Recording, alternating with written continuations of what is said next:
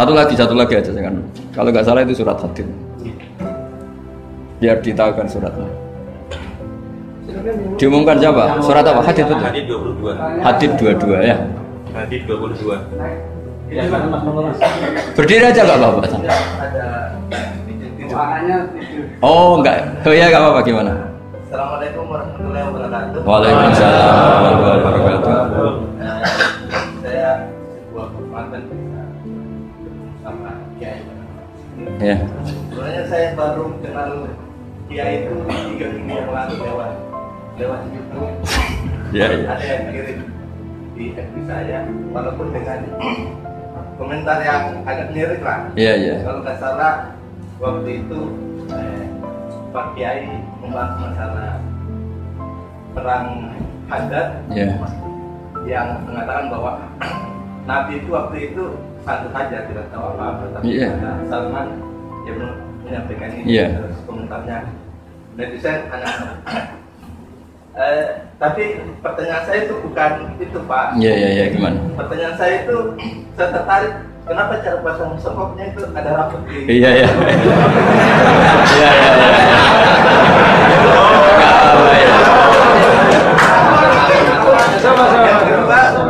Yang kedua, ini sebenarnya hal umum. Saya bukan ahli Al-Quran, tapi ada ayat yang mengatakan bahwa sampaikanlah dari aku meskipun satu ayat itu enggak. Walaupun itu cuma satu ayat. Dari aku balighu anni walau ayat. Yang itu menurut saya menjadi dengan dunia medsos saat ini, orang yang betul-betul mungkin bukan cuma sekedar satu ayat, cuma satu kata, itu di broadcast yang mungkin memacu perdebatan. Makanya ini begini, namanya siapa? Sulaiman. Begini aja, ini saya jawab. Tapi ini ringan, sama relax saja santai. Jadi memang tradisi ulama sama masyarakat itu beda. Jadi kalau Nabi dikatakan tidak tahu dalam konteks tertentu itu malah madh. Madh itu memuji. Karena tadi syaratnya Nabi harus ummi. Ummi itu kan keibu-ibuan. Jadi kalau Nabi tahu itu nanti seakan-akan dia itu dikawal oleh ilmunya. Padahal Nabi itu dikawal oleh nubuah. Ini bedanya Nabi sama ndak. Jadi Nabi di Quran itu biasa ada kata makun tatadri mal kitabu walal iman. Terjemahnya kan kamu tidak tahu. Kanjeng Nabi biasa didhawuhi Allah makun tatadri mal kitabu walal iman. Kamu itu tidak tahu apa itu kitab. Tapi itu sifat madh. Sifat apa?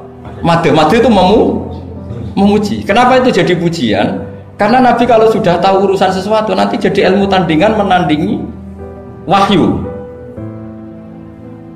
Lah mungkin netizen nyuwun sewu bukannya ngeritik, bukannya apa, mungkin nggak paham tradisi ulama itu. Jadi kalau ulama bilang Nabi itu tidak tahu itu bukan sifat dzam tapi sifat madh, memuji. Di Quran banyak kalimat makun tatadri mal kitabu walal iman.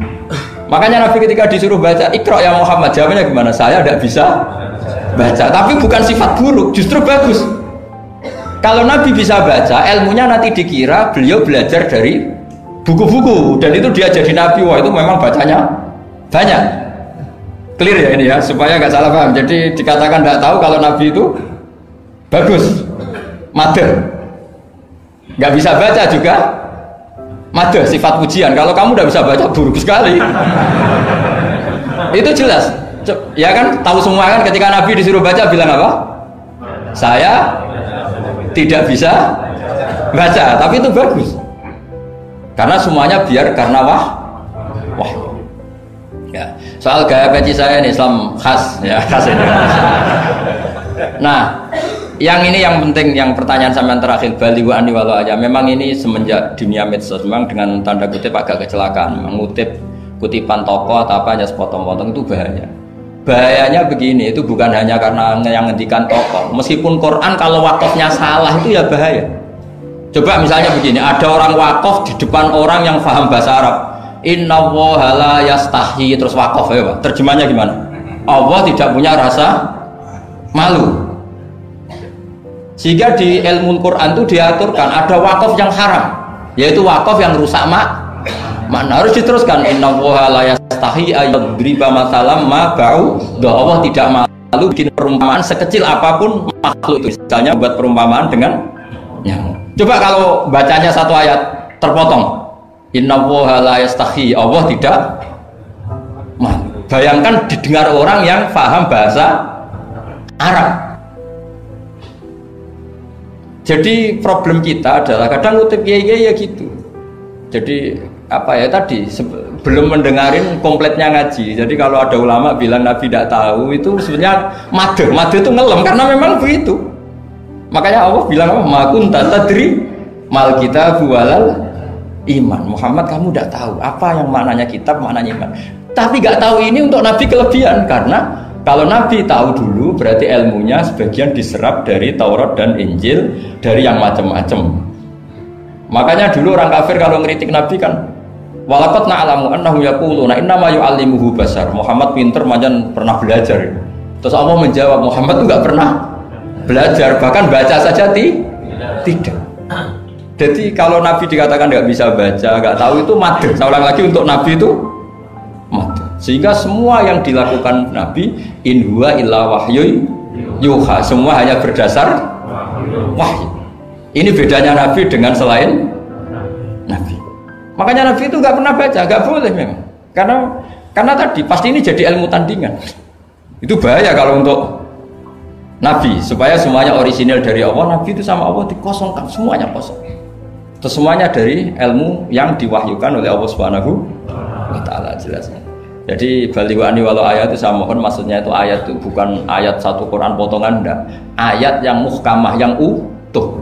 Tapi kalau satu potongan ya enggak boleh. Tadi misalnya dipotong apa innallaha la yastahi kan kayak. Makanya di bab ilmu tajwid kan diterangkan wa ba'da tajwidika lil hurufi la budda mim ma'rifatil wuqufi. Setelah kamu tahu tajwid ikhfa idzar idgham, kamu harus mengenal ilmu waqaf. Karena sekali salah waqaf itu fa. Ya gitu Mas Sulaiman ya. Assalamualaikum warahmatullahi wabarakatuh. Ini MC-nya.